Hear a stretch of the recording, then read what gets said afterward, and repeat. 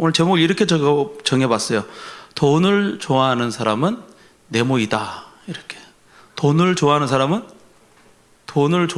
뭐요? 강영구다. 나 박민혁이도 이렇게 하려고 했는데 선수 쳤군요. 네, 역시 찬양을 열심히 하면 하나님 은혜를 주시나 봐요. 네, 돈을 좋아하는 사람은 저입니다. 네, 맞는 말씀이죠. 오늘 말씀은 사실은 여러분들에게 물론 우리가 적용할 수도 있겠지만 1차적으로는 목회자한테 상당히 적용해야 되는 말씀 중에 하나인 것 같아요. 오늘 이 16장에는 세 가지 이야기가 나오거든요. 예수님께서 세 번에 나눠서 말씀을 하시는데 이 세 개의 비유 중에서 이 가운데 있는 비유는 바리새인들이라는 사람들을 향해서 콕 찍어서 얘기를 하는 거예요. 바리새인들을 향해서 너네들 들어라 하고 얘기를 하는 것이고, 또 그러면 그 주위에 있는 사람들에게는 바리새인들을 이야기 도구로서 보여주시는 것이 되는 것이죠. 그래서 1차적으로는 바리새인들을 향하는 것이고 2차적으로는 그 주위에 있는 우리들에게, 여러분들에게 주시는 말씀이에요. 저는 1차에 조금 들어가는 것 같아요. 왜냐하면 종교적인 사람, 또 제가 목사니까 이 설교회 강단 앞에 나와서 늘 하는 말이 여러분 사랑해야 됩니다. 잘 믿어야 됩니다. 이렇게 말하는 거잖아요. 그죠? 그게 하는 게 제가 하는 일이잖아요. 그러면은 그렇게 물어볼 수 있죠. 너는 잘 믿냐? 너는 정말로 사랑하냐? 이렇게 물어볼 때에 그렇지 않다고밖에 말할 수밖에 없는 것 같아요. 예. 그래서 참 부담스러운 자리고 위험한 자리에 있는 것이죠. 오늘 바리새인들을 향해서 예수님께서 어떻게 말씀하시는지 우리가 한번 차근차근 생각해 보면 좋겠습니다. 누가복음 16장에는 이 세 가지의 비유가 나와요. 비유라는 것은 사람들에게 어떤 쉬운 실예를 들어가지고 설명하는 것을 비유라고 해요. 지난번에 말씀드렸다시피 하나님께서는 약간 어떤 면에서 배움이 짧은 그 많은 군중들을 위해서 그 사람들에게 익숙하고 또 주위에서 흔히 일어나는 그런 일들을 통해서 하나님 나라의 비밀에 대해서 이야기를 해주고 있거든요. 이것이 바로 비유예요. 비유를 드릴 때 주의해야 될 것이 있죠. 비유를 때 주의해야 될 것은 비유에 나오는 어떤 그런 요소들에 너무 관심을 가져서는 안 된다는 거예요. 토끼와 거북이 비유가 있잖아요. 좋은 동화가 있잖아요. 그죠? 거기 보면은 토끼가 낮잠을 자다가 거북이한테 지게 되는 그런 게 되는 것이죠. 그때 우리는 생각을 하게 되죠. 토끼가 누워 잤던 그 돌침대는 어떤 돌침대일까? 장수 돌침대일까? 짝퉁일까? 이런 생각을 하지는 않잖아요. 그죠? 도대체 그 거리는 도대체 몇 미터였을까? 토끼는 도대체 얼마나 많이 잔 것인가? 혹시 거북이가 토끼가 출발하기 전에 마신 물에다가 수면제를 탄 것은 아닐 것인가? 이런 생각을 하지는 않잖아. 그죠? 그런 교훈을 주는 게 아니잖아요. 그렇죠? 그러고 보면, 토끼 고기는 참 맛있겠다. 이런 생각을 하지는 않잖아요. 그러면 그 비유, 그 어떤 교훈을 주는 이야기에서 초점에서 벗어나게 되는 것이죠. 지난 시간에 우리는 불의한 청지기에 대한 말씀을 함께 보았습니다. 그 비유에서 많은 사람들이 함정에 빠지는 것 중에 하나가 뭐냐면, 어떻게 하나님께서 이 불의한 사람, 나쁜 청지기를 예수님이 칭찬할 수 있는가? 거기에 사람들이 많이 함정에 빠지면서 고민을 하고 있는 것이죠. 그런데 그 비유를 우리가 지난 시간에 보았듯이 그 비유는 그 사람이 한 나쁜 행동, 돈을 횡령한 것을 칭찬하는 것이 아니라 돈밖에 모르는 그이지만 그도 자기 인생의 미래를 준비했다는 거예요. 그걸 칭찬한 거예요. 당연히 하나님을 모르니까 회개할 수 없는 것이죠. 돈밖에 모르지만 자기가 아는 그 돈으로 미래를 준비했다. 그러니 너희들도 너희 앞날을 준비하는 것이 맞지 않냐라고 하면서 앞날을 준비해야 된다는 것을 강조하기 위해서 그 비유를 주셨단 말이에요. 그런데 그것을 잘못 해석을 하면은 부자는 돈이 얼마나 많았을까? 청지기에게 부자는 왜 장부를 안 뺏었지? 장부에 무엇이 적혀져 있을까? 이런 것들에 관심이 있으면은 이 논점을 벗어나게 되는 것이죠. 누가복음 16장은 다시 처음으로 돌아가서 왜 예수님께서 누가복음 16장을 말씀하셨는지에 대해서 처음부터 다시 한번 출발해 보자 이거예요. 누가복음 16장은 자신들을 너무나 사랑한다는 이 예수님의 메시지를 듣고 사람들의 마음속에 우러나는 반응이에요. 그렇다면 우리는 어떻게 하나님께 반응해야 될까? 그렇게 사람들이 생각을 하는 것이죠. 우리가 지금 출애굽기를 묵상하고 있는데요, 출애굽기에서 하나님과 이스라엘 백성들이 시내산에서 만나가지고 언약을 체결해요. 언약에서 쫙 얘기해 주면서 언약을 체결해요. 우리가 읽을 때는 그 말씀이 지루하고 조금 힘들게 느껴질 수 있지만 이스라엘 사람들 입장에서는 완전 감격 그 자체예요. 나라가 없고 주권이 없고 주인이 없던 그 사람들에게 이제 나라가 생기고 법이 생기는 거예요. 마치 우리나라가 처음 독립해서 막 이 헌법을 만들고 그럴 때 이제 감격스러운 것처럼. 그래서 막 제헌절이 쉬는 날이었잖아요. 근데 요즘 감흥이 지나가지고 제헌절 안 쉬잖아, 그죠? 그러면 안 되는데 그렇게 법을 정할 때 이스라엘 사람들의 감격은 장난이 아니었단 말이에요. 그렇게 해서 엄청난 감격에 쌓여진 이스라엘 사람들의 자연스러운 반응 뭐겠어요? 그렇다면 우리는 하나님께 무엇을 해드릴까요? 우리는 하나님께 무엇을 해드릴까요? 그래서 하나님께서 뭐라고 했어요? 성막을 짓자라고 해요. 성막을 짓자. 오늘 큐티거든요. 성막을 짓자라고 해요. 그래서 이스라엘 사람들이 성막을 지을 물품들을 하나님 앞에 즐거운 마음으로 갖다가 하나님 앞에 헌금해요. 근데 보니까 거기 금도 있고 은도 있고 명품 가죽도 있고 값 나가는 것들을 하나님 앞에 막 드리는 거예요. 그러면서 하나님 주신 은혜에 반응을 하는 것이거든요. 우리 예수님은 좀 다르죠. 우리가 이제 감동을 받았어요. 예수님 그렇다면 우리는 어떻게 해야 되죠? 구약시대 때 보니까 이스라엘 사람들은 하나님 앞에 금도 드리고 은도 드렸는데 저는 금도 없고 음도 없는데 어떻게 하죠? 근데 예수님 오늘 뭐라고 말하는 거예요? 16장에 네가 가지고 있는 돈을 버려라 이렇게 말하는 거예요. 나한테 줄 필요 없다. 세상을 향해서 그 돈을 다 흘려보내라 이렇게 말하는 거예요. 왜? 돈은 위험한 것이니까 이렇게 말하는 것이죠. 예수님이 뭐 항상 돈은 나쁘다, 돈은 악하다 뭐 그러면서 부자들이랑 밥도 안 먹고 그런 거 아니에요. 그러나 적어도 오늘 누가복음 16장에서는 돈은 악하고 부자는 부정직한 사람들이다 라고 예수님은 오늘 그렇게 말씀하고 있어요. 이 말씀에서 강조점이 뭐냐면 부자가 나쁘다가 강조점이 아니라 예수님을 따르기를 원한다면 가장 먼저 너희들이 가지고 있는 그 가치관에 변화가 있어야 되는데 어떤 가치관이냐면 돈에 대한 가치관, 돈에 대한 관점, 돈을 사랑하는 너희의 마음에서 돌이켜야 된다, 돌아서야 된다는 것을 예수님께서 누가복음 16장에서 말씀하고 있는 거예요. 근데 사실 이것은 이제 쉬운 것이 아닌 것이죠. 그래서 오늘 누가복음 16장 14절에서 이 바리새인들의 모습이 나와요. 그 말씀 보면 이렇게 기록되어져 있습니다. 바리새인들은 돈을 좋아하는 자들이라 이 모든 것을 듣고 비웃었다 이렇게 말하고 있어요. 좀 점잖은 표현으로 비웃었다 이렇게 적혀져 있는데 원문을 보면 뭐라고 말하냐면은 예수님이 하는 그 말씀을 보고 경멸했다 이렇게 적혀져 있어요. 경멸했대요. 말도 안 되는 소리 또 하고 있다면서 제 양반은 어디 가든지 항상 저런 헛소리 하고 있다면서 막 사람들이 예수님을 비난하고 있는 것이죠. 바리새인들은 스스로 사람들에게 그렇게 비춰지는 사람이었어요. 저 사람들은 돈에 대해서는 깨끗한 사람, 돈을 좋아하지 않는 사람으로 포장되어져 있었어요. 뭐 우리가 그 시대에 살아보지는 않았으니까 학자들은 그래서 조금 더 이렇게 한 발짝 뒤로 물러서서 대부분의 바리새인들은 그랬을 것이다. 그런데 오늘 예수님 주위에 있는 바리새인은 그렇지 않았을 것이다. 이제 그렇게 얘기를 하고 있는데 중요한 건 뭐냐면 그들은 돈을 사랑하지 않는 것처럼 보였지만 실제로는 그렇지 않았다는 거예요. 그래서 우리가 첫 번째 진리를 발견하는데요. 이제 네모에 한번 넣어보는 거예요. 돈을 사랑하는 사람은 인색한 사람을 비난하는 사람이다. 유명한 말이거든요. 돈을 사랑하는 사람의 특징이 뭐냐면 가난한 사람들 있잖아요. 가난한 사람들에게 인색한 사람을 비난해요.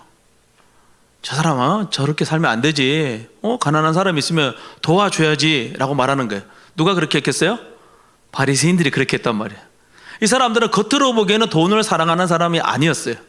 고아와 과부를 돌보고 긍휼을 베풀고 여러 가지 좋은 일을 하는 사람인 것처럼 보였어요. 그러면서 이 사람들이 하는 일이 뭐냐면 그렇게 하지 않는 사람을 비난하는 거예요. 민혁이 너 왜 그렇게 살지 않아? 라고 비난을 하는 거죠. 막 그렇게 이제 그 사람들 비난하는 거예요.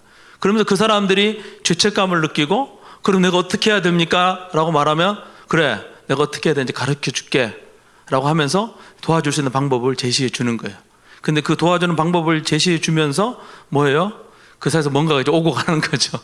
자기가 떼먹을 거 떼먹고 다 챙길 거 다 챙기는 거예요. 그래서 누가복음의 다른 곳에 말씀을 보면 이 바리새인들이 어떻게 부자가 됐냐 보니까 고아와 과부의 돈을 갈취했다 이렇게 적혀져 있어요. 실제로 도와주는 것 같은데 도와주는 척 하면서 더 많은 것들을 자기네들이 가지는 그런 사람이었어요. 유튜브로 방송이 되니까 이제 함부로 이제 특정 종교에 대해서 얘기할 수 있는데, 우리나라에 있는 어떤 종교에 있던 어떤 사람이 한국에서 가만히 있어 보니까 도저히 이거 해답이 없는 거예요. 왜냐하면 한국에는 인구가 적어가지고. 그래서 이 사람이 미국으로 건너갔어요. 미국으로 건너가가지고 이제 대박을 치게 됩니다. 어떤 대박을 쳤냐면, 미국에 가니까 노인들이 엄청 많은 거예요. 그래서 그 노인들을 케어하기 시작했어요. 노인 시설을 만들었어요. 그래서 마치 천국에 온 것처럼 그 노인들을 대우했어요. 노인들이 너무 감동을 받은 것이죠. 자식도 나를 이렇게 돌보지 않은데 이 사람이 나한테 이런 자비를 베풀다니 하면서 이 사람이 죽으면서 자기 보험금을 그 사람에게, 그 재단에게 다 기부를 하게 돼요. 그러면서 엄청난 돈을 벌게 돼요. 그래서 그 많은 돈으로 거기서 부흥을 해가지고 한국에 왔어요. 한국에 왔는데, 지난주에 우연히 이제 시애틀에서 40년 동안 사시고 오신 분을 만났는데, 시애틀에 그 사람들이 하는 공장이 있더라고요. 무슨 공장이냐니까 명란젓 공장이래요. 명란젓. 이제 명태의 알이 명란이잖아, 그죠? 그거를 이제 이렇게 통조림으로 만들어가지고 이렇게 네모 박스에 선물 포장해가지고 이제 우리나라에 파는 게 거기다 그 시애틀에서 나오는 거래요. 시애틀에 나오는 건데, 그 공장에 일하는 사람들이 그 종교에 속한 사람들인 거예요. 그러니까 미국에서 최저임금에 정말로 미달하는 돈을 받고 일하는 노동자치 현장이 시애틀에 있는 거예요. 그렇게 지금도 이제 하는 그런 종교가 있어요. 겉으로는 잘 섬기는 것처럼 보이고, 겉으로는 도와주는 것처럼 보였지만 뒤로는 뭐였어요? 저기 가평에 가면 자기 왕궁을 지었어요. 자기 왕궁을 지어놓고 거기서 왕처럼 살고 있어요. 그런 종교가 있다는 거예요. 누가 그랬어요? 바리새인들이 그랬다는. 누가 그래요? 오늘날 어떤 목사님들이 그렇게 한다는 것이죠. 겉으로는 엄청 청빈한 것처럼 보이는데 뒤로 가보니까 돈 챙기느라 정신이 없는 것이죠. 그러면서 바리새인들이 이렇게 말하는 거예요. 내가 돈이 이렇게 많은 이유는 하나님의 은혜야. 내가 이렇게 돈이 많은 이유는 내가 이렇게 가난한 사람을 잘 도와주니까 하나님께서 나에게 보상해 준 거야. 원준이 너도 돈 많으려면 나처럼 하면 돼 라고 말하는 거예요. 완전히 이제 사기꾼이죠. 종교 사기꾼이에요. 그냥 우리가 역사를 잘못하다 단순히 생각해 보면 그래. 이 바리새인들이 어떤 사람이냐면 일주일에 한 번씩 금식을 해요. 그리고 시간이 되면 나와서 기도를 하고, 시장 바닥에 나와서 기도를 해요. 그럼 이 사람들이 일할 수 있겠어? 당연히 일 못 하겠죠. 내가 일하다가 내가 기도 시간이 돼서 기도하고 와야 되는데, 그러면은 어느 맥도날드 사장님이 갔다 오라고 하겠어요? 그는 오늘부터 나오지 말라고 하지. 그렇게 겉으로 보기에는 종교적인 것처럼 위장해갖고 살고 있는데 이 사람들이 부자야. 그럼 도대체 이 돈이 어디서 난 거예요? 정당한 노력, 정당한 대가로 받은 돈이 아니라는 건 너무나도 뻔한 것이죠. 겉으로 보기에 그들은 하나님을 잘 섬기는 것처럼 보였지만 그들이 정말로 섬기고 있는 것은 돈이었다는 거예요. 그렇게 종교적인 것으로 위선으로 자신들을 포장하면서 사람들로부터 돈을 받고 그 돈을 가지고 호의호식하는 것을 기쁨으로 누리는 사람들이 바로 바리새인들이었다는 것이죠. 그래서 그런 바리새인들을 예수님께서 미워하시는 거예요. 그들에게 돈은 우상이 된 것. 그러므로 예수님은 이 바리새인들의 비유를 들어서 우리에게 말씀하는 거예요. 돈을 사랑하는 것을 경계해야 된다는 것을 경고하고 있는 것이죠. 바리새인들은 당시 가장 경건한 사람이었어요. 성경의 아들이라는 별명도 가지고 있었어요. 그러나 그들은 속으로는 돈을 사랑하는 유혹에 넘어가서 스스로를 속이고 말았다는 거예요. 하나님을 사랑하는 사람은 항상 돈에 대한 경계심을 늦추지 말아야 한다는 것이죠. 저에게 하는 말이고 여러분에게 하는 말이에요. 우리가 가장 경건하다고 생각하는 그 순간 우리는 돈의 유혹에 굴복할 수 있다는 거예요. 아니, 우리는 돈의 유혹에 굴복하는 것을 경건으로 포장할 수도 있다는 거예요. 십자가 앞에서 날마다 우리 자신을 되돌아볼 수 있는 그런 우리가 되었으면 좋겠어요. 지난주에도 말씀드렸다시피 돈을 사랑하고 싶을 때마다 우리가 누가복음 16장을 한번 읽어보자고요. 지금이 아니라 나중에도 읽어보자. 그래서 어렴풋이 이 강인구 목사님의 설교가 생각났으면 좋겠고요. 이 하나님의 말씀이 여러분들에게 잘 이해되어졌으면 좋겠어요. 그래서 맞아, 돈을 사랑하는 것을 경계해야지라고 이렇게 생각을 했으면 좋겠어요. 돈을 사랑하는 사람은 이상하게 인색한 사람을 책망해요. 참 아이러니하죠, 그죠? 그게 돈을 사랑하는 사람의 특징이에요. 두 번째로, 돈을 사랑하는 사람은 회개가 두 번째, 돈을 사랑하는 사람은 회개가 거의 불가능한 사람이에요. 불가능하지는 않은 것 같아요. 거의 불가능한 사람이에요. 거의를 빼버릴 정도로 이제 불가능한 사람이죠.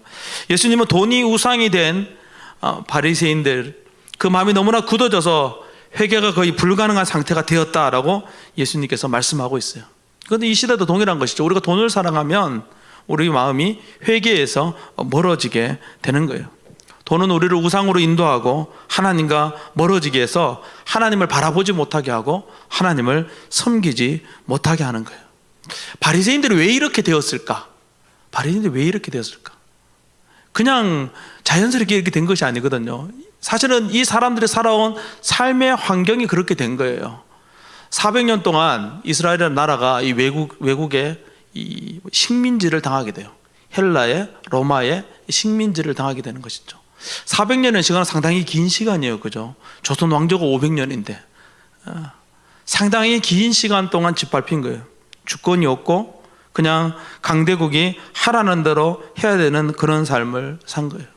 물론 그 중간에 한 100년 정도 독립한 적도 있지만 그들은 그러한 삶을 그냥 길게 보면 400년 동안 살았어요. 그렇게 살다 보니까 그러한 환경 속에서 살아남을 수 있는 유일한 것이 돈이라는 것을 스스로 깨닫게 된 것이죠. 나라도 없고 주권도 없는 그들의 희망은 돈밖에 없었던 거예요. 돈만 있으면 로마 시민권도 살 수 있고 돈만 있으면 무엇이든지 할 수 있는 그런 사회 속에서 그들이 살고 있었던 것이죠. 그래서 어떤 면에서 사회적 상황이 돈을 사랑할 수밖에 없는 그런 상황 가운데 있는 것 같아요. 저도 부산에 살 때보다 서울에 오니까 돈에 대한 관심이 조금 생기려고 해요. 여기는 오니까 맨날 부동산 얘기밖에 없어요. 집값 얘기밖에 없어요. 우리가 사랑하는 파리바게뜨가 돈이 맞지 않아서 떠나가요. 돈이 되게 중요한 동네인가 봐요. 오늘 우리가 살고 있는 이 시대가 그런 것이죠. 돈이 너무나도 중요한 시대를 살아가고 있습니다. 돈이 많으면 막 자랑하고 싶나 봐요. 지난주 우연히 이제 아들이랑 대화를 하다가 아들이 초등학교 시절 이 친구들로부터 받은 큰 상처에 대한 것을 듣게 됐어요. 그래서 저희 집에 이제 통장이 2개가 있거든요. 우리 아이들에게 2개가 있어요. 하나는 여행 갈 때 쓰는 통장이에요. 그리고 제가 매달 조금씩 계좌에 자동 이체를 해놨어요. 그래서 3년을 모으면 우리가 이제 원래 계획은 단기 선교로 가는 거예요. 3년마다 한 번씩. 그래서 3년마다 단기 선교를 가려고 이제 일명 해외 여행이죠. 해외 여행을 포장한 단기 선교죠. 그래 가려고 3년씩 이렇게 가려고 이제 모아놓은 통장이 있고, 하나는 이제 자기 용돈 받으면 이제 넣어놨다가 쓸 수 있는 그런 통장이 있어요. 그런데 이제 왜 상처를 받았냐니까 학교에 가서 친구들이랑 통장에 있는 현금에 대해서 얘기를 했는데 놀라운 사실을 발견했다는 거예요. 이 죽전에 살고 있는 대부분의 아이들은 통장에 현금을 100만 원 이상 가지고 있다는 거예요. 근데 자기는 통장에 현금이 100만 원 이하로 들어있거든요. 왜냐하면 은행에 통장을 개설할 때 물어보니까 30만 원 이상 넣어주지 말라고 하더라고. 이 범죄 위험에 빠질 수 있다고. 돈을 너무 많이 넣어주지 말라고. 그래서 내가 순진하게 나는 30만 원 이하로만 넣어줬는데 학교에서 그런 얘기를 했나 봐요. 근데 가만히 있어 기억을 되살려 보니까 그쯤에 우리 아들이 항상 저에게 이렇게 말했어요. 아빠, 우리 집은 가난해? 아빠, 우리 집은 살기 힘들어? 항상 이런 얘기를 했던 기억이 나는 것 같아요. 100만 원 얘기도 많이 했던 것으로 기억이 나요. 그래서 그 100만 원 얘기를 했던 거구나. 이 시대는 통장의 잔액이 얼마인가, 내가 살고 있는 집이 얼마짜리인가, 그런 것들이 더 중요한 시대인 것 같아요. 돈만 있으면 행복한 것 같고 돈만 있으면 못할 것이 없는 그런 사회인 것 같아요. 이런 세상에 살고 있는 우리에게 오늘 예수님이 경고하는 거예요. 그렇지 않다는 거예요. 돈이 너의 행복을, 돈이 너의 인생을 주관하지 않도록 하라라고 우리에게 경고하고 있는 것이죠. 세례 요한도 이러한 시대 가운데 하나님이 보낸 선지자로서 사람들에게 회개를 선포했어요. 요단강에서 회개의 세례를 베풀며 사람들에게 도문을 추구하는 삶을 내려놓고 하나님께로 너희 마음을 돌이키라 라고 말했어요. 그러면서 너희가 가지고 있는 그 돈으로 가난한 자와 과부와 고아를, 그 당시에는 이제 과부와 고아가 되게 많았나 봐요. 그 사람들을 돌보라고 그렇게 말을 했어요. 그 말을 듣고 수많은 사람들이 세례를 받았는데 세례를 받지 않았던 한 그룹이 있었으니 그 그룹이 누구겠어요? 바리새인들이었단 말이에요.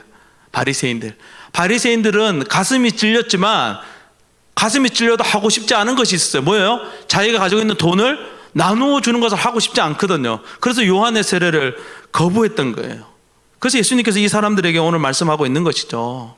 경고하는 거예요. 돈을 사랑하면서 스스로를 속이는 그들은 회개의 필요성을 느끼지 못하니 너희는 하나님으로부터 멀어지게 되었다라고 말하는 거예요. 우리는 우리 인생에서 돈에 대한 우리의 사랑하는 마음을 내려놓아야 되는 거예요. 어떤 사람이 이렇게 얘기할 수 있겠죠. 목사님, 저는 돈에 별로 관심이 없는데요. 굿. 성공에 대한 관심을 가지고 있는 우리들을 그것들을 내려놓아야 되는 것이죠. 때로는요, 나 자신을 사랑하는 것, 우리가 사랑하는 수많은 것, 하나님보다 더 사랑하는 많은 것들을 우리가 내려놓는 것, 여기서부터 출발하는 거예요. 이게 바로 회개예요. 회개는 내가 사랑하는 것을 내려놓고 돌아서서 하나님을 사랑하는 것으로 나아가는 것이, 그것이 바로 회개라는 거예요. 이것은 우리의 결단으로 될 뿐만 아니라 하나님의 도우심으로 된다라고 오늘 16절에 이렇게 말씀하고 있어요. 누가복음 16장 16절 말씀 우리가 함께 보겠습니다. 율법과 선지자는 요한의 때까지요, 그 후부터는 하나님 나라의 복음이 전파되어 사람마다 그리로 침입하느니라, 이렇게 이제 기록되어져 있어요. 한글 번역이 조금 이제 어색하게 번역이 되어져 있는데, 여기서 침입하느니라 라고 되어져 있으면 이제 수동태, 내가 하는 것처럼 되어져 있잖아요. 하나님 나라로 침입하느니라 이렇게 되어져 있지만, 이것을 능동태처럼 되어져 있지만, 내가 하는 것처럼 되어져 있지만, 이거를 우리 수동태로 이해하면 좋아요. 하나님께서 우리가 하나님 나라로 들어갈 수 있도록 압력을 가하고 있다 이거예요.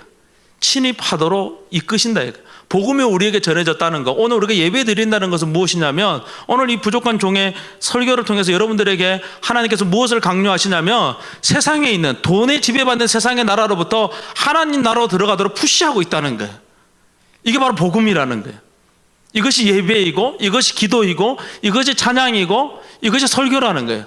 우리가 예배하면 예배할수록, 우리가 기도하면 기도할수록, 우리가 말씀 앞에 나아가면 나아갈수록 하나님의 그 거룩한 압력이 우리를 밀어서 세상으로부터 하나님 나라로 집어넣는 거예요. 그런데 여기서 이 침입한다 이 말이 의미를 가만히 이제 좀 더 조사해 보면 어떤 의미의 단어가 있냐면 집요하다라는 말이 있어요. 우리가 앞장에 15장에서 보았던 그 말씀이 생각나는 것이죠. 잃은 양 한 마리를 찾을 때까지 찾아나서 목자의 심정으로 하나님께서는 우리가 하나님 나라에 들어갈 때까지 압력을 가하실 거란 말이에요. 그게 하나님의 은혜예요. 하나님의 은혜예요. 그래서 또 감사한 것이죠. 우리가 돌이키고 하나님이 도와주셔서 우리가 그 하나님의 나라 가운데 풍성한 복을 누릴 수 있게 되는 것입니다. 세 번째로 결론이 되기도 합니다.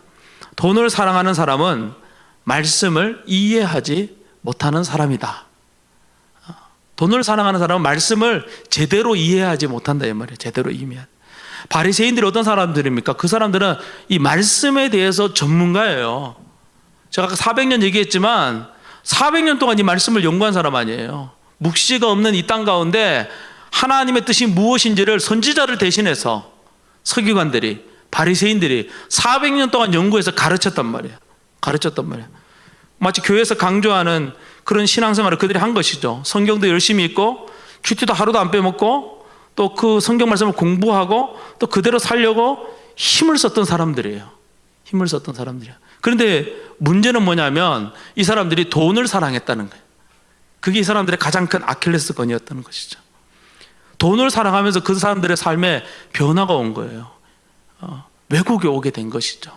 하나님 말씀을 보기는 보는데, 큐티를 하기는 하는데, 성경을 배우기는 배우는데, 말씀대로 살려고 노력하기는 노력하는데 점점 왜곡하는 거예요. 말씀의 길을 따르는 것이 아니라 돈의 길을 따라가고 있는 것이죠. 17절에서 18절 말씀 보면 우리가 조금 이해하기 어려운 말씀일 수 있는데, 여러분들 한번 성경책을 통해서 한번 읽어보면 좋겠습니다. 17절 18절. 그러나 율법의 한 획이 떨어짐보다 천지가 없어짐이 쉬우니라. 무릇 자기 아내를 버리고 다른 데 장가드는 자도 가늠함이요 무릇 버림당한 여자에게 장가드는 자도 가늠함이니라. 아멘. 이 말씀을 그냥 읽으면 전혀 이제 해석이 되지 않고 무슨 뜻인지 우리가 잘 이렇게 들어오지 않아요. 요점은 뭐냐면 하나님의 말씀은 변함이 없다는 거예요. 이게 이제 요 비유의 핵심이거든요. 하나님의 말씀은 변함이 없다는 것이죠. 이스라엘 사람들이 우리 출애굽기를 보면 시내산에서 언약을 맺었잖아요. 그 언약이 무엇으로 말하냐면 이제 학자들은 결혼식이라 그래요. 하나님과 이스라엘 백성이 이제 결혼을 한 거예요. 여러분들이 나중에 이제 앞으로 이제 결혼을 하게 될 텐데, 결혼을 하게 되면 가장 중요한 게 있어요. 주안에 뭘까요?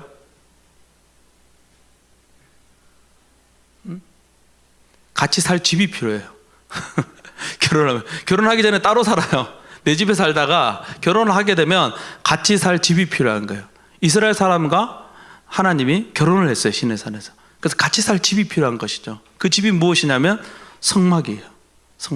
그 성막을 지어놓고 그 집에서 날마다 하나님을 만나고 교제하고 사랑하고 은혜를 받고 누리는 그런 삶을 살아가는 것이 이스라엘 사람들의 삶이란 말이에요. 그런데 문제는 뭐냐면 이 사람들이 결혼을 해놓고 성막에 오지 않고 다른 우상을 섬기는 집으로 가는 거예요. 이건 뭐예요? 불륜이죠. 간음인 것이죠. 그렇게 하면 그 결혼이 온전한 거예요? 온전하지 않는 거예요? 온전하지 않는 것이죠. 결혼이 왜곡된 것이죠. 오늘 바리새인들에게 그것을 말씀하고 있는 거예요. 하나님의 말씀은 변함이 없는데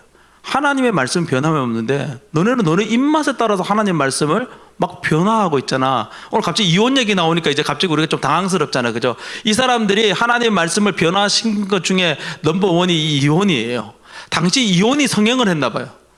이제 유대인들은 이혼하는 것을 좀 되게 이제 잘 안 하는 사람들 중에 이제 하나였는데, 이 세상의 문화가 들어오니까, 헬라의 문화, 로마의 문화가 들어오니까 이제 그 사람들의 문화는 일부 다처잖아요. 힘이 있으면, 돈이 있으면 여자를 많이 가질 수 있어요. 죄송합니다. 그런 세상이었어요. 그런데 유대교는 뭐예요? 일부 일체란 말이에요. 그 세상 사람들이 부러워 안 부러워? 부러운 거예요. 처음에 A라는 부인이랑 살았어요. 근데 좀 한 1년 좀 살다 보니까 재미가 없어요. B라는 부인이 B라는 여자가 더 예쁜 것 같아. 그래서 돈 주고 A 저리 가. 그러고 B라는 여자랑 사는 거예요. B라는 여자랑 살다가 또 재미없으니까 C, D, E, F, G 막 가는 거예요. 뭐만 있으면, 돈만 있으면 마음대로 이혼할 수 있는 거예요. 그런데 이거를 누가 허락을 했냐? 성경의 학자인 바리새인들이 허락한 거예요. 이혼 증서를 써주고 이혼할 수 있다. 얼마나 합리적인 말이에요. 그죠? 법원에서 합의하면 이혼할 수 있다는 거예요. 근데 하나님 말씀 뭐예요? 하나님이 맺어준 짝을 갈라놓아서는 안 된다, 이렇게 말을 하고 있는데, 바리새인들은 하나님 말씀을 시대에 맞게, 돈에 맞게, 사회 분위기에 맞게 적당히 변형을 시킨 것이죠. 그것을 예수님께서 책망하고 있는 거예요. 너희가 말하는 그 진리가 정말 진리냐? 하나님 말씀은 너네 마음대로, 너네 뜻대로 왜곡시켰는데 너희들이 가진 경건은 진짜 경건이 아니라는 것이죠. 교회는 진정으로 가난한 자와 고아와 과부를 돌보는 삶을 살아가야 하는 거예요. 돈을 우상으로 삼지 말고 돈을 하나님의 사랑을 나누는 도구로 삼는 것이 우리가 해야 되는 진정한 삶이라는 것을 오늘 예수님은 다시 한번 강조하고 있는 것입니다. 우리는 돈이 아니라 이 변함이 없는 말씀을 사랑해야 되는 거예요. 말씀을 사랑해야 되는 거예요. 돈을 사랑하면 바리새인처럼 그냥 말씀을 제 멋대로 막 바꾸게 되는 거예요. 여러분들도 이제 앞으로 돈을 많이 버시게 되면 그러한 유혹들에 빠지게 될지도 몰라요. 그때마다 우리가 누가복음 16장을 기억하자고요. 그래, 하나님이 우선이지. 돈보다 하나님이 우선이지. 돈을 바르게 사용해야지 라고 해야 되는 것이죠. 돈의 노예, 돈을 우상으로 삼는 인생은 말씀을 제대로 보지 못하게 되고 그 말씀이 왜곡된 삶을 살 수밖에 없는 거예요. 사랑하는 청년 여러분, 어쩌면 우리는 이미 돈에게 항복하고 있는 삶을 살고 있을지도 모릅니다. 이 설교를 하고 있는 제 자신도 어쩌면 제 마음속 깊이 돈을 더 많이 사랑하고 있는지도 모르겠어요. 돈은 우리를 비정상적인 그리스도인이 되게 한다라는 것이 오늘 예수님 말씀의 결론이에요. 돈을 사랑하면서 진정한 제자가 될 수 없다는 거예요. 돈을 사랑하면서 진정으로 하나님을 따른다라고 말할 수 없다는 것이죠. 우리의 삶은 돈을 따르는 삶이 아니라 하나님을 따르는 삶이 되고 있는지를 날마다 점검해 보아야 하는 거예요. 다시 하나님께로, 다시 말씀으로 돌아가는 은혜가 우리에게 있기를 간절히 소망합니다. 교회에 다닌다고 해서 오늘도 줌으로 또 유튜브로 우리 청년들 함께 예배하고 또 이 현장에서 예배하고 있는데, 오늘 우리가 예배한다고 해서 우리가 이미 돈을 극복했다고 착각하면 안 돼요. 내가 11조를 내었다고 해서 나는 돈에 대해서 자유하다라고 우리가 착각해서는 안 되는 거예요. 언제나 우리는 돈의 노예가 될 수 있다는 것을 늘 이 말씀을 통해서 깨달아야 되는 것이죠.